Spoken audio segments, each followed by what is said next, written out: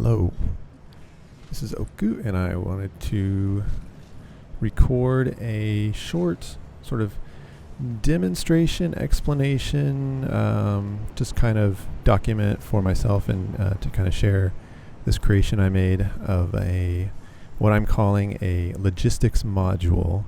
Not a very fancy name, but basically it's a blueprint in Satisfactory that I can place multiple times, and it facilitates basically quickly creating new product lines.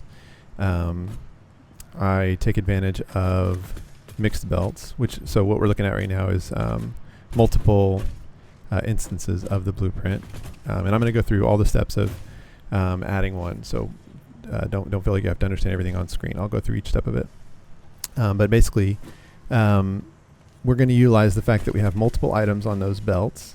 Those are going to be our ingredients, and then we're going to pull them up off the belts, the ones that we need, and then we're going to put them into the machines that we're going to build with, and then the output will come back onto the belts. It's going to look pretty simple, I hope. Basically, the principle of it is you don't have to worry about where your products go and where your ingredients go, thinking like, which things do I need to connect this thing to in the future. You can basically just create your product, put it on the line, and then wherever you need it, you can pull it off the line. Let's just go through the steps of adding a new product, and hopefully it will be clear how it works. Okay, so the thing we're going to make is this item here. Then you don't have to worry. You don't have to worry about what these items are exactly. Just know that this is going to be something we're going to make in an assembler, which means it's going to have two inputs and one output. I want to put down 3 of these, which the numbers, the ratios and things, you don't necessarily have to worry about so much. But anyway, just the point is I want to place 3 of these. And the ingredients are going to be stators, AI limiters, and the output is going to be this electromagnetic control rod. So this is what we're going to be placing 3 of these to start with, though. And then one thing I didn't quite say yet, but that's important, is that in order for mixed belts to work, at the end of the mixed belt there has to be a sink, and so that's what this thing here is basically it takes all 12 of the belts. There's 12 belts down there, 2 of each color, and then 6 colors, so 12 belts total, and all 12 belts are being merged, and their overflow is being sent to this sink. So nothing is the ones that are sitting over here the ones that are sitting here on the end are just sort of on the end, but everything that's coming in is being sunk. Why that's important is because as you're going to see here in a minute, we use smart splitters. Those are smart splitters right there with the yellow light on them.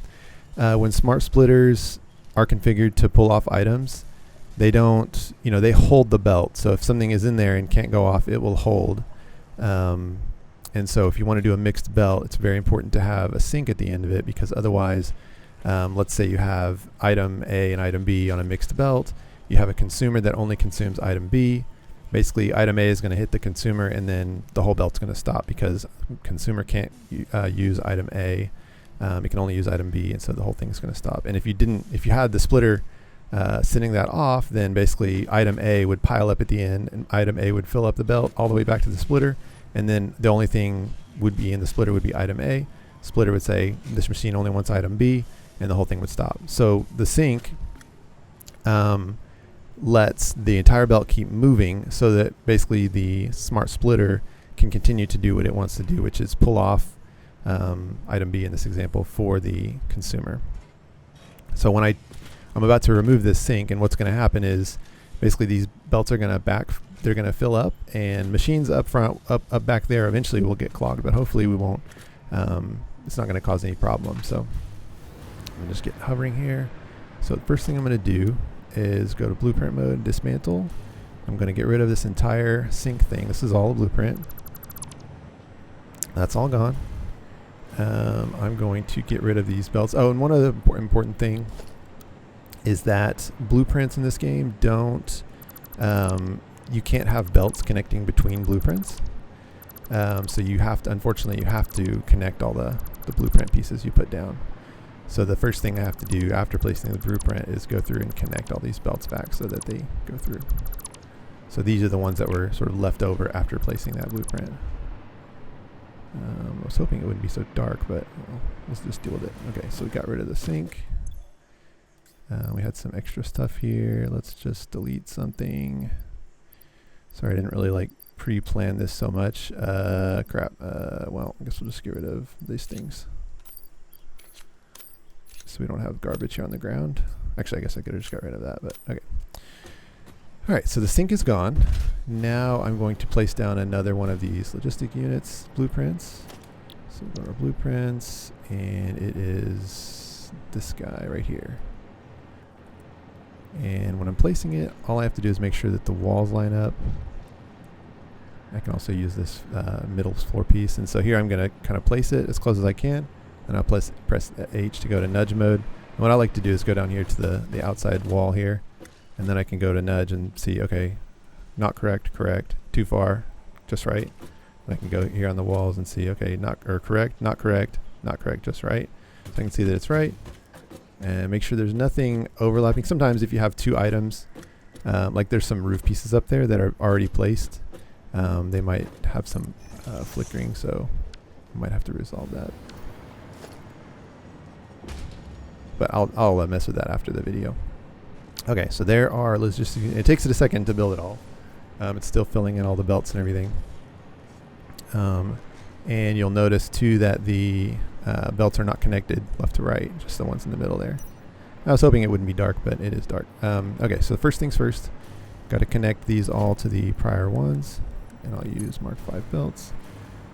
I apologize if this is a little eye pain, but just, you know, bear with me. This is the steps basically, and I wanted to kind of document all that was necessary to make it work, because I feel like even though there are steps, the fact that this can handle, you know, pretty much all production lines, I don't have to worry about, you know, what goes to where, or, you know, that kind of thing makes it kind of worth it. I apologize for going back and forth quickly. Let's get through this part. And just for fun, I will go ahead and color these back. Unfortunately, I don't know of a way to preserve the colors, so I just set up a hotbar for it. Pink, pink, blue, green. And you'll see that the belts have actually stopped, which is what I expected. Each belt has different amounts of stuff on it too. And so the items I wanted, oh yeah, let's build our floor here. So now we have this part, this is where we're gonna pull the items off. Let's build our floor. I'm gonna get rid of this. Got another blueprint for our producers. That's this guy. Let's see what it's gonna look like down there. And for this one, I probably have to go to blueprint mode. There it goes. I want the wall back there. Go ahead and freeze it. Then go to nudge. Just make sure it all is lined up. Sometimes look at these floor parts here like that. That looks good. Okay, so now I'm going to place my assemblers, and I'll probably move these after the video just to kind of, I just wanted to kind of demonstrate how it's done so that it's, you know, clear. Let's put it over here. And then get some splitters. Like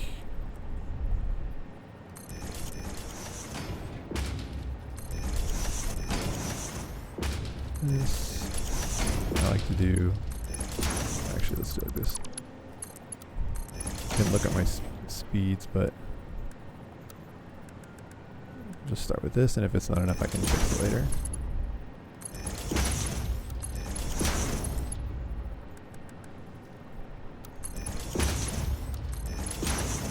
Okay. So connect these. Now, the way we set our input is we basically use we have some smart splitters we're going to set. And that is right downstairs, right down this ladder. And what you do is basically you look at the 12 lines. Remember, this is called a main bus, and this main bus has 12 lines. And you find where they are. The items I wanted in this case were the stators, which are right up here. They're on the red on the right, so I go to this guy right here and I tell it on its left output that I want stators. Okay. And then the other item was AI limiters, which I believe was on blue. Yeah, there they are right there. AI limiters. And so I go blue on the left and take this smart splitter and say AI limiters. You go to the right. Now, actually, this is a little bit broken because the thing is stuck here. I don't have my sync back on there. So let's go ahead and fix that real quick. Remember, for any mixed belt, you have to have a sync or else it doesn't work. Sync. And so this process is going to be a little bit similar. Let's see, about like there maybe. Lock it. And nudge where this catwalk lines up, I guess. Check the walls. Check the floor. Just double check here. Okay. Go ahead and place that. And now same thing, I have to connect the belt.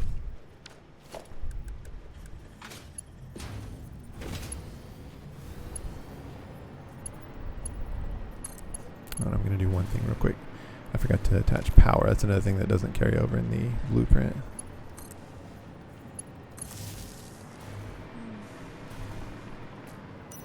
Okay, that's connected. If I have power, then I can use my hover pack here. Okay. And then power is here to there. Okay. Alright, so let's connect this.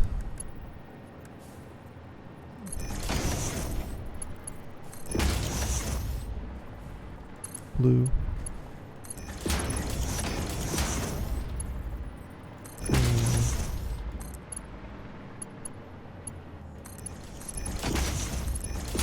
I've used Mark IV belts to build this, so I upgrade them as I go. You know, I could upgrade the blueprint, I guess. That's that side.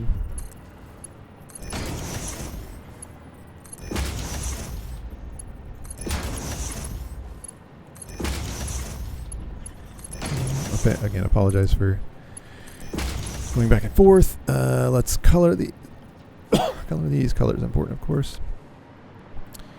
Red, orange. Whoops, just colored a foundation over there. That's fine.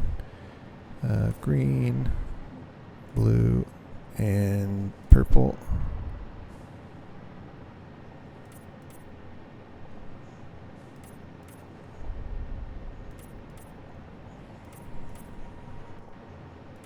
Whoops. That's why this is here. Oh, actually, that was this one. This one. Okay, and then red. Okay. So that's done. Let me just double check my splitters are set correctly. I think they are. We've been playing 2 hours. Okay, so yeah, so here I need to set all of these to overflow on the right. So I can set the top one for that one and then just paste it down. You can see the items on the left starting to go as I do that. Then this side, I'm going to set overflow. I did this so that it doesn't instantly start doing something when I attach it. That way I can just make sure this is what I expected. Okay, now everything is syncing again. That should cause the... Oh, and I need to connect my lights real quick. To my main bar. If I go there to there. Is this one not? Oh, I forgot to connect this. Okay. Oh, the 2 power lines are not connected across the way, so that's why that didn't work. Okay, and then connect this. Okay. All right, so now the 2 selections that we made down here, which was smart splitters and stators, should be right here where they were on the belts. So hopefully that is kind of clicking why that's useful. Basically, I have 12 belts that are full of essentially everything that my factory has made. There's a few things I don't put on the belts, but basically everything. And then wherever I need them, I can just pull off and make my builder arrays. And I didn't finish it, but basically you'd have your mergers here, and then you can connect your merger right here, and then use a lift to go down and choose which line you want it on. Which line you want it on. One drawback I pretty much instantly noticed with this design is that if 2 items that you want are on the same color belt, I don't know if this was clear when I was choosing, but if, for example, the two items I want are on orange, and I go here and set the item I want to go to the right and this one to go to the left, what will happen is that the item will end up, both items will end up here on orange, which there may be some items that's okay. If you're very, very careful with your ratios and you know exactly how many items are coming into the lines, then you can handle that and make sure that you only consume the exact rate you produce. I'm not that exacting. And so that would be a major issue if I had two items coming out on one belt out here. So the way I fix that is very easy.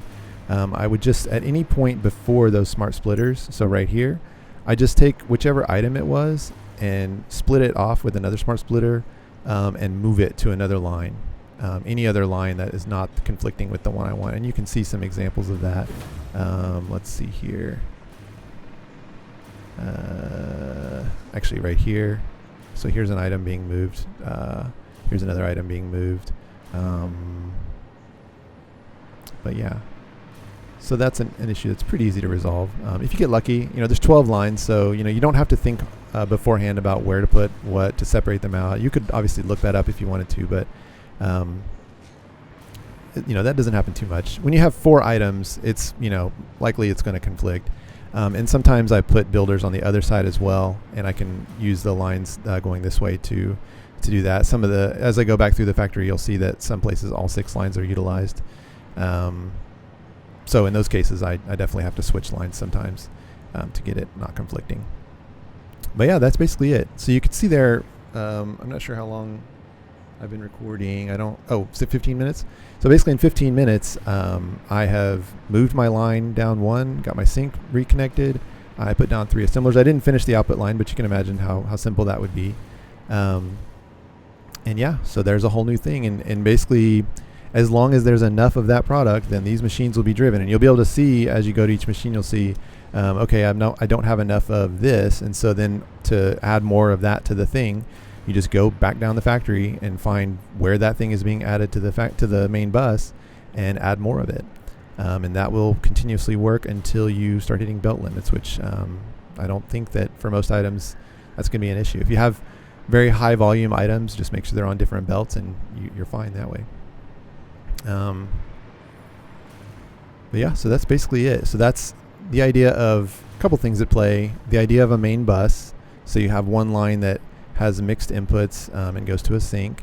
The idea of blueprints. So, I have a very complex thing that took a long time to build that I only wanted to build it once and use it multiple times. So I did that as a blueprint. You have the idea of what I don't know the exact term for this, but I like to call it like Lego blocks. You design your blueprint where either the left side of it connects to the right side of it, or maybe the bottom of it connects to the top, so that you can place it next to itself and then easily connect and scale that way. All of these are made to be going off to the left, but as I go back in the factory, you see my earlier versions. I made some that were on the right side, and you could imagine some that would go up actually too. So yeah, blueprints. Definitely take advantage of when you go to dismantle. There's a dismantle blueprint, which will dismantle every item that's defined in the blueprint of the item you're pointing at. So like I could delete that entire thing in one click, and only those belts that I used to connect it and the power lines. I guess the power lines would be gone, but only those things that remained would be gone. Or would remain. That's very, very handy. But yeah, that's basically it. So I guess to kind of finish off, I just thought I'd go backwards through my factory so you can kind of see several iterations of this or instances of this, and then the previous iteration of the logistics module, which had still 12 lines, but it was 3 times 4 basically. So here's some earlier iterations or earlier instances of the same blueprint. So you can see there I just needed one other ingredient besides, or 2 other ingredients from that side. So I just used that to get to that machine. This time I decided to go ahead and split it half and half because one side was just a drone thing. So this drone kind of takes off and leaves and comes back here, and its output comes here, which in this case is crystal oscillators. Its output comes back and goes onto the main bus right there. So here now we're in the previous iteration. where it was, I called it, I think I said 3 in, 1 out. So there was 3 inputs and then 1 output. And you didn't have a smart splitter this time. You just had to go down here and actually choose which line you were going to be connected to, which was a lot more clicking. And so I undid that with the new design. But still very similar principles at play here. This one was rotationally Lego-ish or whatever, symmetric. You just rotate it and then you had the other side. I do generally, whatever I'm outputting, I'll go to a dimensional depot first and then go to the main bus, which sometimes causes issues, but that way I always have at least however many stacks of that item in the dimensional depot. What else? Here was where I had an earlier sink. I've just removed it actually. I thought when I designed this that I would need multiple sinks. If the belt fills up at the end before the sink, because ultimately a sink can only take in 1 belt's worth of items, and I have 2 sinks down there. So if you ever are too full on that overflow, then that could cause problems. But that so far actually hasn't been an issue. Most items are low units per minute compared to the belts that you get later on. So this is actually just an empty space now. I need to probably add more like basic input stuff in here. Like I'm kind of low on those guys here, the cement things. I need to add more of those. Maybe these reinforced plates, the modular frames for sure. I'm only producing 2 of those, I think. So I'll maybe add more machines in here that does that. And then as we get to the outside, now we're starting to get where I would call my starter base. This is definitely, these little units were made manually, all manually. And then their output was just kind of like sent wherever it needed to go. All over the place. There was a buffer storage here, and yeah, this is getting more into the spaghetti mess. But the idea here though too, what's cool is that even though this early area is no longer quote useful, I can just take its output and stick it onto a bus line, and then it still feeds all the way down.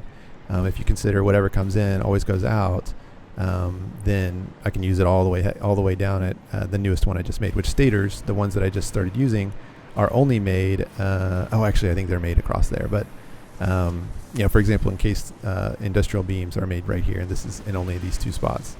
Which is probably why I need to expand that. I've only got 2 workers on that. I guess the last thing I'll mention that's pretty cool is that from the beginning on both versions actually, here's my very starter base. These things just power my basically hand building, and there's a bunch of ugly buffer storages here.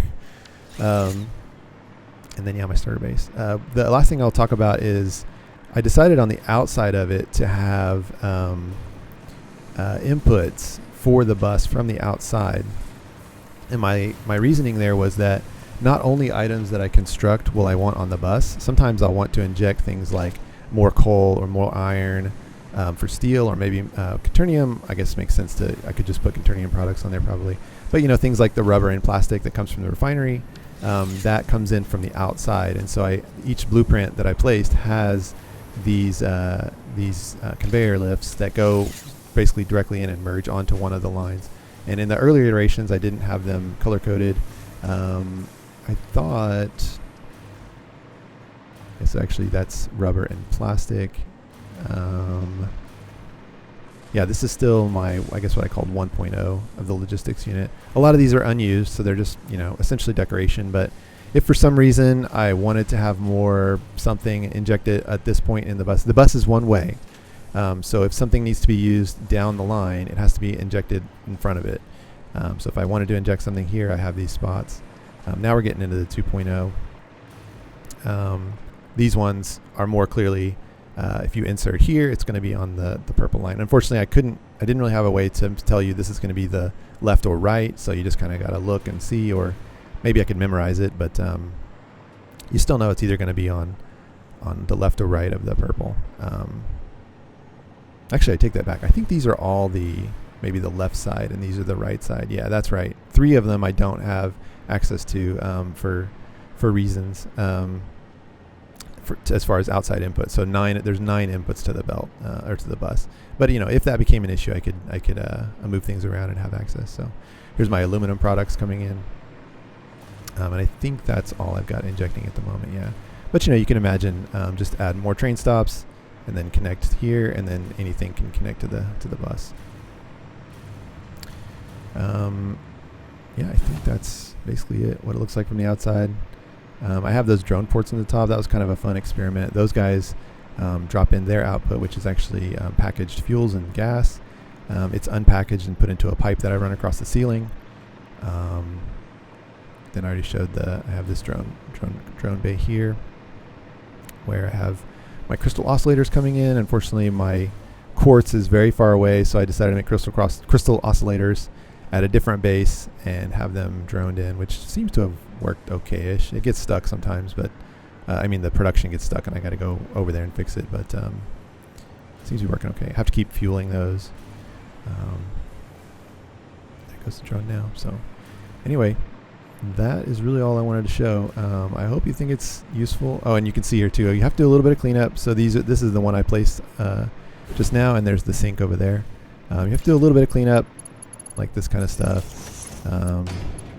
But that's my principle of blueprinting, is to blueprint things that are hard to do and don't blueprint things that are easy to do. So, this kind of thing is, actually that doesn't look so bad, so I'll just kind of leave that as it is. There's one support right there. Sometimes these supports were going through the train station, so I had to clean that up. But yeah, so the principle of blueprint things that are hard to build and manually build things that are easy to manually build, like production lines are basically easy to build. Supports, walls, things like that. Walls are very easy to displace. So yeah, that's, I guess, it. If you have any questions, please, of course, IM me or ask me anything. I don't want you to try to copy this. It was quite hard to build, but I hope it kind of gives you the idea of what a main bus is, what logistics can mean if you build something like this, what it can mean for your final product, how easy it is to set up new production lines. Whether you kind of want to try your own variant on this. This is not the only way to do this, obviously. There's many ways to do this. I arbitrarily picked that there would be 12 lines. I arbitrarily picked that they would be merged to one. I arbitrarily picked that it would go one way. You could have it go vertically if you wanted to. But yeah, I guess I will stop the recording. Thank you for your time, and happy building.